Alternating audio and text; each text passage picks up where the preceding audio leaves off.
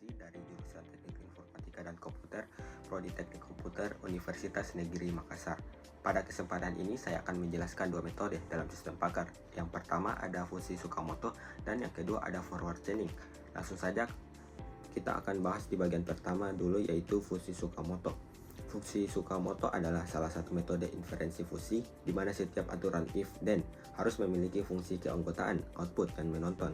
Tujuannya adalah menghasilkan output akhir berupa nilai tegas atau CRISP. Prosesnya terdiri dari yang pertama ada fusification, nilainya tegas dari input diubah ke derajat keanggotaan fusi.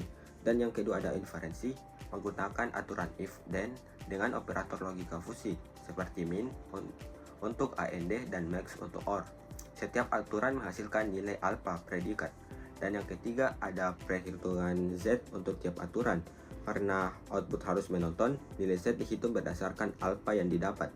Dan yang keempat ada differentiation, semua Z digabung menggunakan metode rata-rata berbobot untuk menghasilkan satu nilai tegas. Untuk yang dibahas, produksi barang berdasarkan permintaan dan persediaan.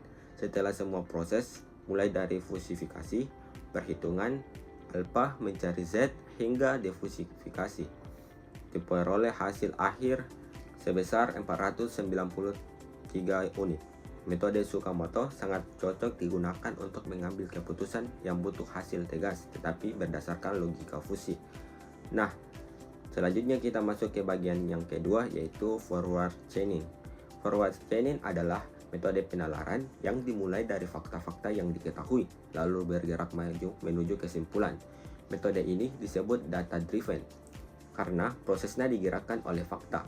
Angka kerjanya, yang pertama kumpulkan fakta atau gejalanya dulu, dan yang kedua sistem mencocokkan fakta dengan bagian if dari setiap rule, dan yang ketiga jika semua premis pada satu rule terpenuhi maka rule tersebut menghasilkan kesimpulan, dan yang terakhir atau yang keempat jika ada beberapa rule maka rule dengan cocok tertinggi yang digunakan. Contoh yang diberikan, faktanya adalah sulit tidur, sering terbangun, sering minum kopi malam hari, dan sering mengerjakan tugas malam hari. Keempat gejala tersebut cocok dengan satu aturan tertentu, sehingga kesimpulan adalah insomnia temporer. Forward chaining cocok untuk kasus seperti diagnosa penyakit atau mendeteksi kerusakan berdasarkan gejala. Jadi singkatnya, fusi Tsukamoto menghasilkan keputusan tegas melalui proses fusi yang terstruktur. Dan yang kedua ada forward chaining, mengambil keputusan dengan mencocokkan fakta ke aturan menuju kesimpulan.